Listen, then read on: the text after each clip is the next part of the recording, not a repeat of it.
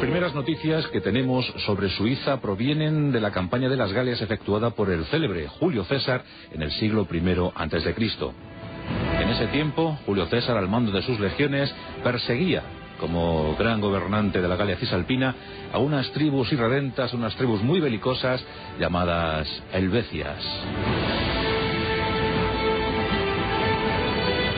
Y con la pretensión de sojuzgar el ánimo de los helvecios, Julio César se internó en el amplio territorio de las Galias hasta conquistarlo.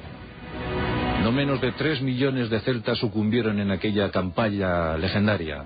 1 millón de ellos murió, otro fue esclavizado y el resto dispersado.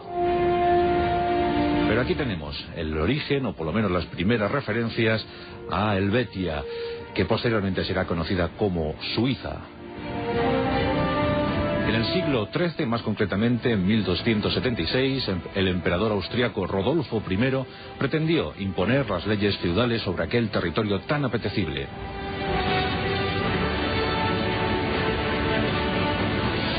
Los suizos, como es lógico, se rebelaron ante esa invasión imperial. Y 3 cantones en concreto, cantones muy determinados, muy delimitados, como fueron los de Uri, los de Suiz, de donde toma el nombre el país, y el de Unterwalden, pues se unieron para crear una liga defensiva ante la invasión austriaca. Esto acontecía en 1291.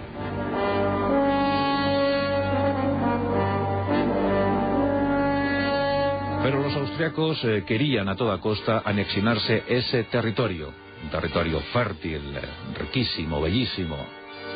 Y estos 3 cantones parecían poca cosa ante el empuje de los ejércitos imperiales. Sin embargo, la unión de estos suizos consiguió en 1315 una batalla clamorosa, una batalla victoriosa para su causa, para sus fines. Y aquí comenzó el germen de la gran independencia suiza, pues muchos cantones, muchos enclaves como Zúrich, como Berna, se aliaron a esos 3 cantones primigenios y consiguieron poco a poco ir minando la moral de los austriacos. Aún así, los emperadores mandaron y quisieron imponer su férrea voluntad en los cantones suizos.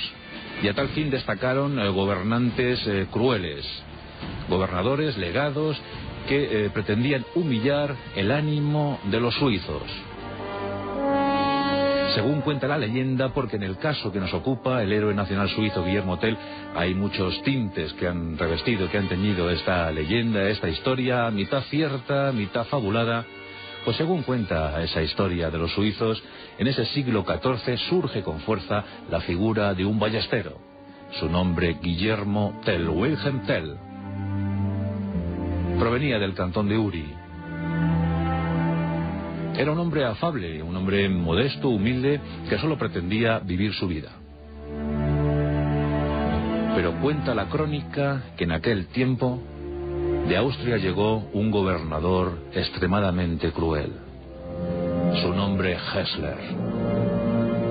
Aquel nombre, solo mencionarlo, provocaba el pánico entre los habitantes de Uri.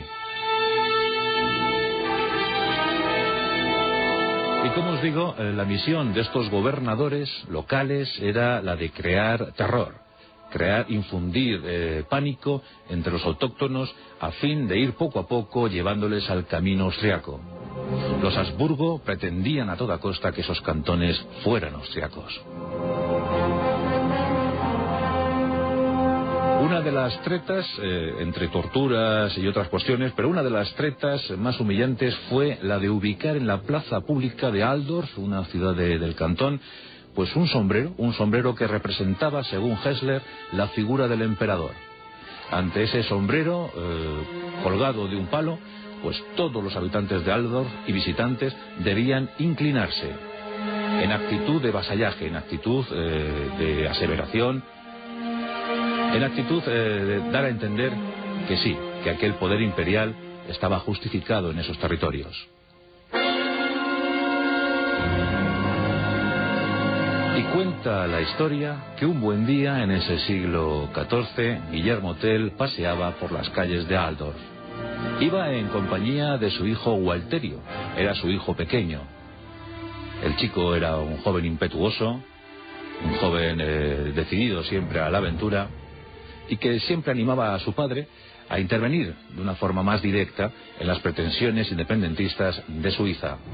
Pero Guillermo hacía caso omiso, no quería saber nada, no quería involucrarse en una presunta guerra que seguramente diezmaría a la población y acabaría dando en ruina todo lo que habían levantado hasta entonces los habitantes de Suiza. Pero en Altdorf el espíritu orgulloso de Guillermo Tell afloró y Guillermo se negó a saludar a ese sombrero. No quiso saludar a ese sombrero. Hessler, conocedor de la afrenta, de la presunta afrenta, ordenó capturar a Guillermo Tell. ¿Qué castigo le iba a dar? ¿Sería la tortura? ¿Sería el encarcelamiento? ¿Qué ocurriría con Guillermo Tell? Hessler sabía que Guillermo Tell era un gran ballestero, que acertaba con sus dardos allá donde se lo propusiera. Y la crueldad de Hessler llegó al extremo de decir o de imponer que Guillermo disparase una flecha sobre una manzana puesta en la cabeza de Walterio. Ese fue el castigo, esa fue la pena. Era difícil acertar a tanta distancia, unos 30 pasos. Pero Guillermo Tell asumió esa decisión y colocó el dardo en su ballesta. El pequeño Walterio temblaba de miedo. Confiaba en su padre, pero estaba tan lejos, acertaría la manzana. ¿Qué ocurriría si fallaba? Lo más seguro es que el dardo impactase en la cabeza del pequeño y éste muriese. Guillermo Tell, sereno, levantó su arma, apuntó y disparó la flecha. Y por supuesto el impacto fue certero y la manzana quedó seccionada, quedó partida en dos. Un murmullo se adueñó de la plaza pública de Altdorf y Hessler, rojo de rabia, no sabía muy bien, estuvo durante unos segundos dudando. La duda se disipó cuando Guillermo Tell le dijo: si hubiese fallado, la siguiente flecha hubiese sido para ti. Esto enojó profundamente a Hessler, que ya tuvo justificación para apresar a Guillermo Tell. El destino de Tell iba a ser una cárcel y a tal fin le embarcaron. En esa propia embarcación iba también Hessler y surcaron juntos las aguas de un lago suizo. Pero una tormenta se adueñó de la situación y aquel barco parecía próximo a su fin, porque todo hacía ver que iba a zozobrar.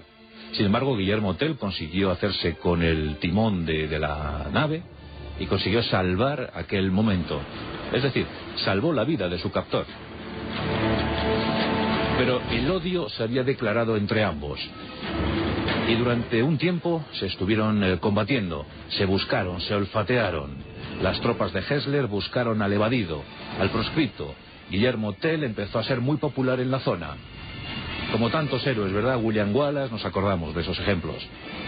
Finalmente, en una emboscada, Guillermo Tell acertó y de lleno a dar con una flecha, con una saeta en el corazón de Hessler y acabó con su vida. Esa es la narración popular, esa es la leyenda que recorrió los campos suizos durante mucho tiempo. Y a finales del siglo XV los suizos obtenían su libertad. Los Habsburgo firmaban la independencia de Suiza. ¿Quién sabe si todo empezó en una plaza pública con una manzana encima de la cabeza de un pequeño? Lo cierto es que Guillermo Tell desde entonces fue el héroe nacional, aclamado por todos. La historia de Suiza, la historia de las naciones modernas europeas y cómo se conformaron. Una de las leyendas medievales más hermosas de todos los tiempos. Nunca sabremos lo que hubo de cierto, lo que hubo de fábula, pero Guillermo Tell, sin duda alguna, si vais a Suiza, está muy bien considerado con grandes estatuas y monumentos. El gran ballestero de la Edad Media, Guillermo Tell.